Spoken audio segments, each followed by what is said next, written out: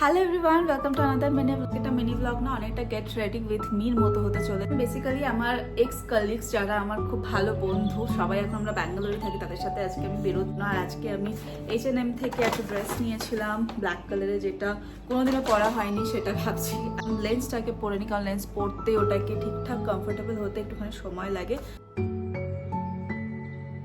Finally আমার lens পরা হয়ে গেছে, চোখে জল বেরিয়ে অবস্থা খারাপ। ভেতরে একটা বডিকন ড্রেস, যেটা H&M থেকে নেওয়া, আর ওটা আমি জুডিও থেকে কিনেছিলাম। ভাবলাম যে খালি মাত্র ড্রেসটা পরেই ভিডিওটা বানাই, তারপর ভাবলাম মানুষ করবে, তার থেকে বেটার আমি পরেই নিই জ্যাকেট। আমি তেমন কিছু মাখি না, খুবই নর্মাল ময়শ্চারাইজার ক্রিম, সানস্ক্রিন, একটু ব্লাশ, আইলাইনার, লিপস্টিক, এতেই আমার হয়ে যায়। সায়নী অনেকবার নিজের নামটা নিতে বলেছে, এই ভিডিওতে নিলাম। হাই সায়নী।